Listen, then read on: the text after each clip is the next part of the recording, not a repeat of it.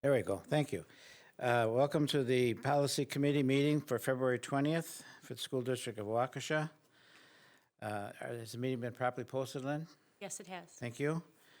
Barb Brezink is excused this evening. The rest of us are here. We have no citizens that are here to address us, I don't think, so we will pass on that one. We do have some action items this evening and some first readings to just go back over. First action item is approval of minutes from our January meeting. Is there any motion to approve that? I'll move to approve the minutes from January 16th. Thank you, Greg. Seconded by, I'll second it. thank you, Joe. Any questions or changes or additions to the minutes? Seeing none, all in favor, please say aye. Aye. Aye. Opposed? 4-0. Abstain. I'm sorry. I would abstain. I wasn't present for that meeting. Okay, 3-0. Thank you, Amanda. Okay, on the, we have two action items tonight. New information that came in from Neola that we will be reviewing tonight and taking to a first reading at the March 14th board meeting. The first is policy 8310, public records.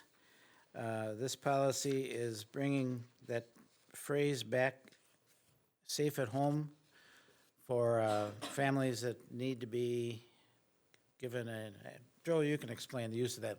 Yeah, so if you remember back a couple months, we talked about the student records policy and the safe at home language, that there are individuals that are placed at addresses and that we're given instructions as to how to protect that address based off of circumstances in that person's life. This language is being added to the public records policy to offer that same protection to individuals who may come up in a public records request. So it's essentially what we went through in a couple other policies previously, and in this policy now is adding the same thing. So would you have any questions on this? Anybody? Okay, then I'm going to seek a motion for approval of this so we can take it to a first reading in March. Is so moved by Joe, seconded by Amanda. Any questions on the policy 8310 revision? None? All in favor, please say aye. Aye. Opposed? 4-0. And we have another policy 9700, which we didn't have a change to it. It's on our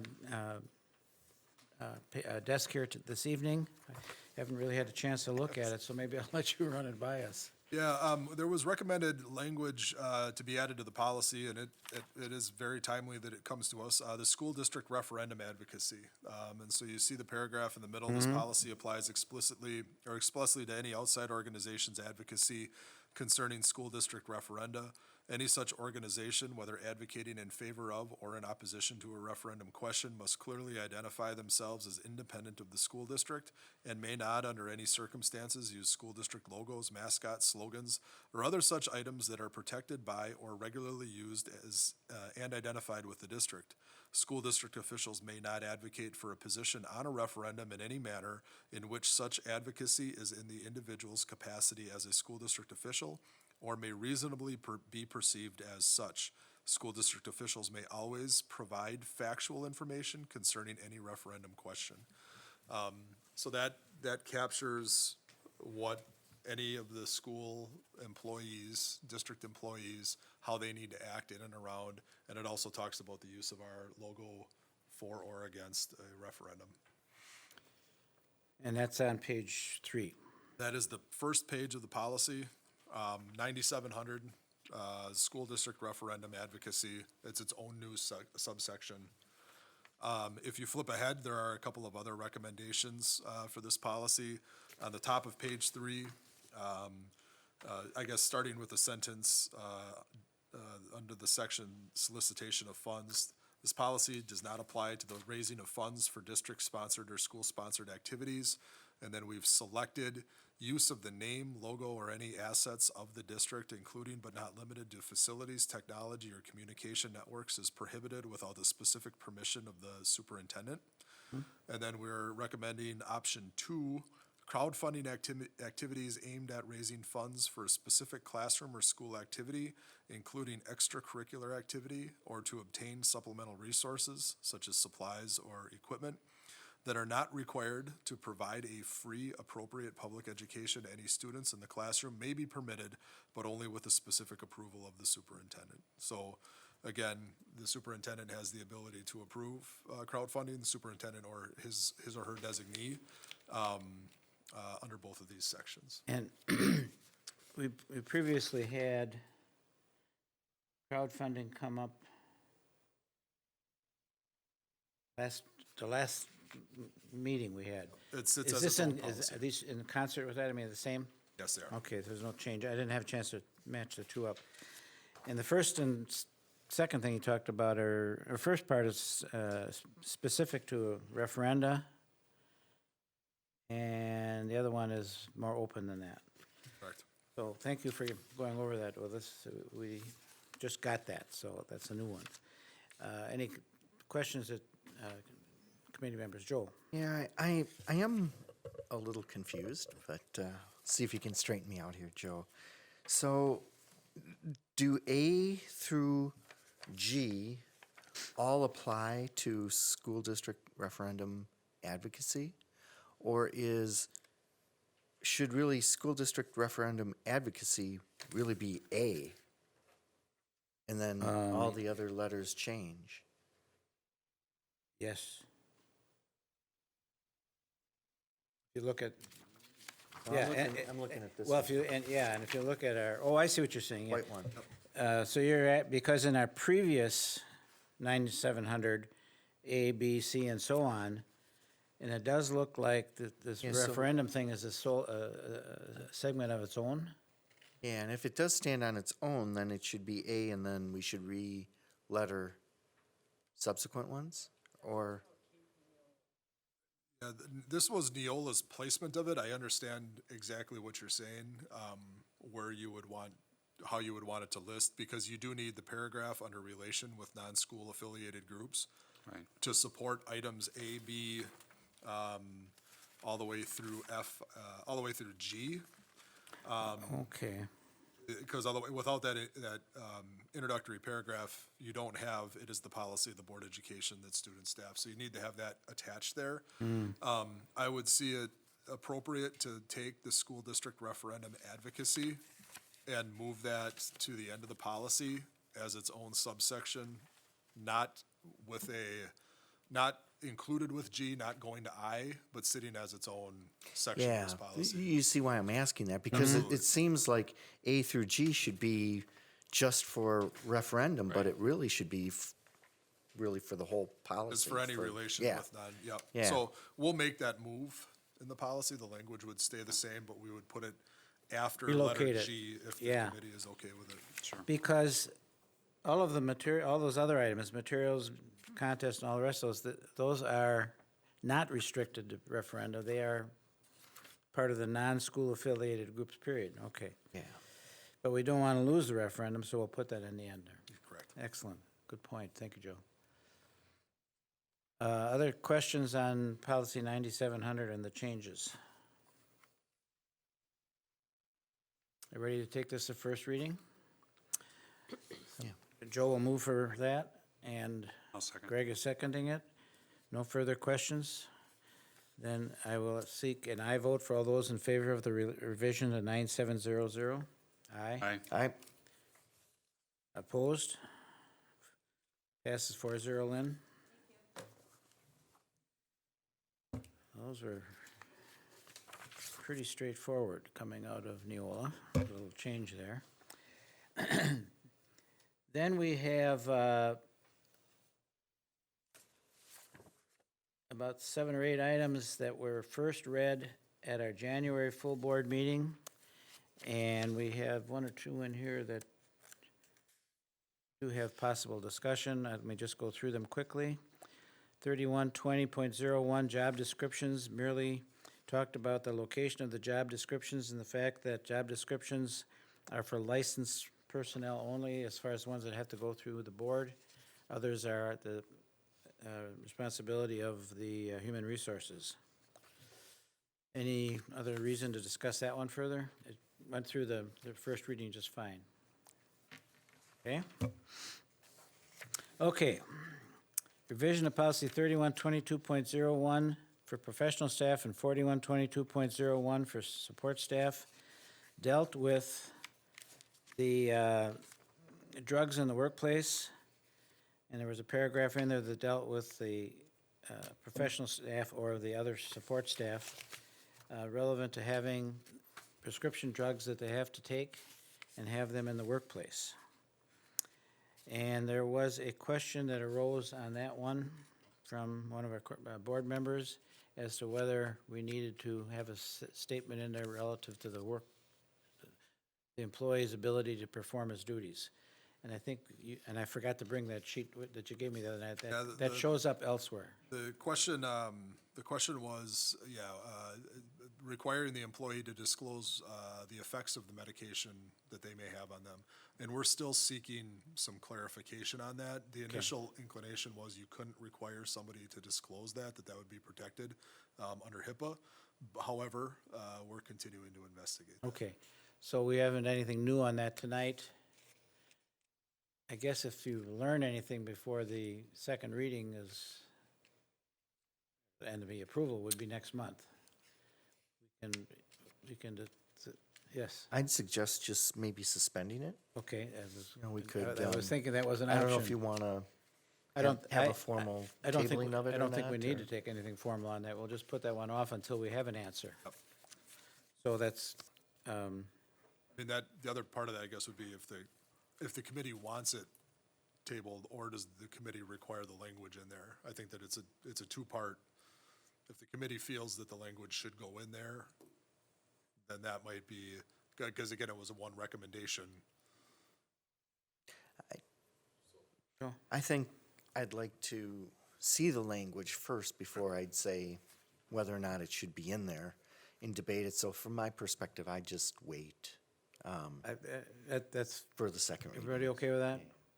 Yeah, until we have further information. I think that's an excellent point. And that means we really will not bring this for a second reading, Lynn, in March. Excellent. For both policies. 531, ready, 5310.01, emergency nursing services. Met with no conversation at the board meeting last week. Quite simply a statement of the nursing services, professional services we have available at our activities. Okay? And revision to policy 5330 on use of medications in the workplace, and it talks about the epinephrine, auto injectors availability, and the availability of Narcan. This went over quite smoothly at the board meeting last week. If you haven't noticed this, I'm going to throw a little side note on you. There's a student over at South High School who contacted Joe and myself in the last month or so. He writes for their newspaper, and he has on their website this week, it went on yesterday. If you go to South High School and to their website, and I forgot how you access it, but you'll find it on there someplace. They have a new newspaper, the Black Shirt. Pardon? TheBlackShirt.org. Thank you. You must be from South. I'm actually on the newspaper. Oh, you are? Okay. Yeah. It wasn't him, though. But young man did a very professional way. He contacted us and wrote up a very nice article. Get a chance to look at it. And he got some information from Joe and myself about it and put it together for a nice article. So this is interesting and very positive as far as I can tell with the board last week. Okay? And I guess those are the last two that we got two more here. Okay, we had the grading policy, which rediscussed and revised a little bit the weighted grading system of youth options and courses options, and we actually got a positive comment on that one. And graduation requirements. We added boys and girls lacrosse as a waiver for the Phi Ed program. We had suggestions from other programs, but I guess none of them were too serious, so we'll go with this one. Again, no flack on that one. And we have unauthorized acquisition of staff personal information. And I believe that also went without any flack. So those will be presented for the final approval at the March meeting. Now, Joe, we did have another one that came up. What was that? I forgot.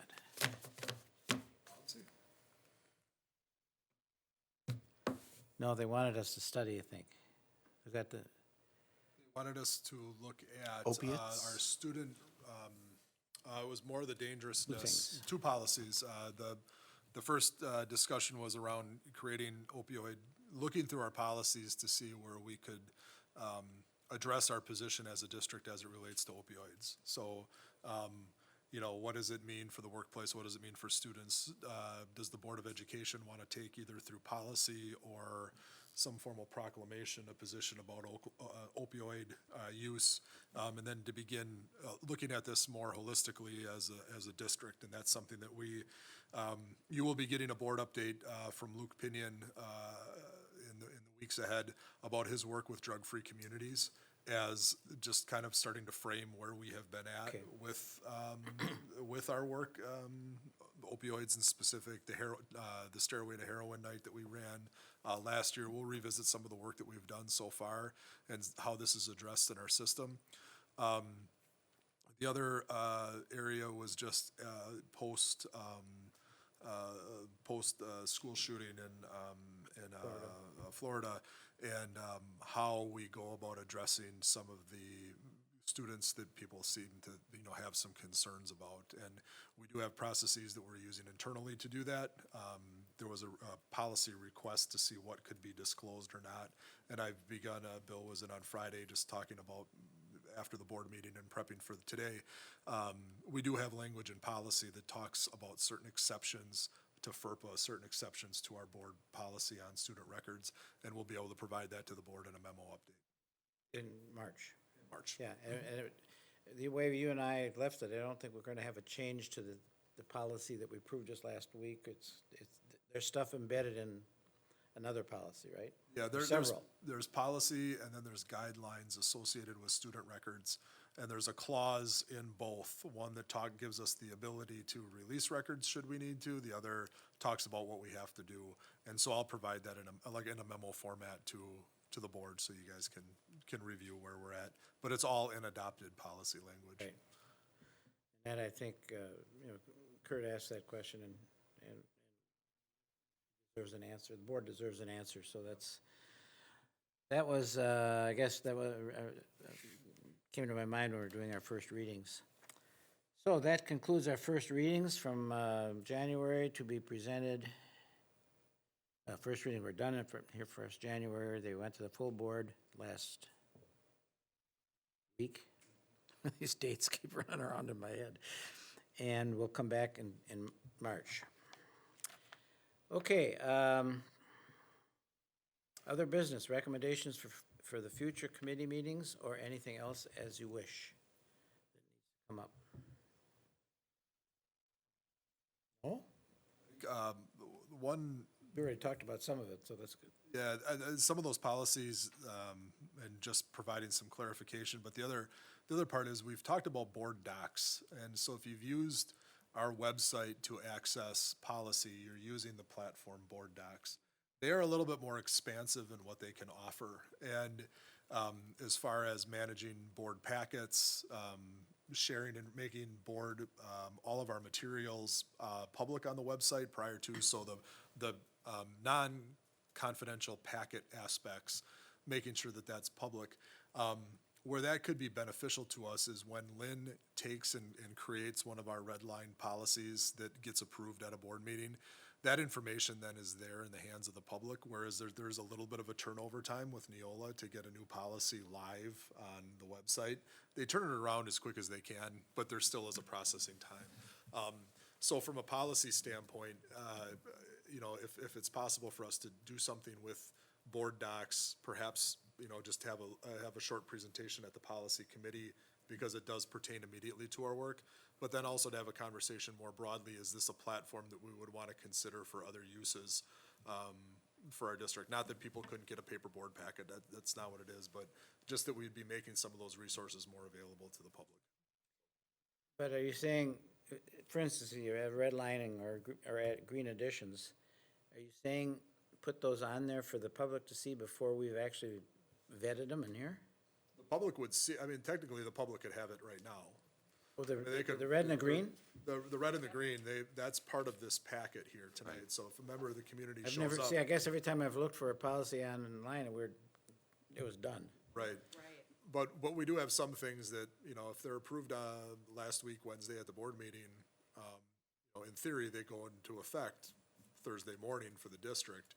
And the way to make those public as quick as possible would be to have that board docs platform.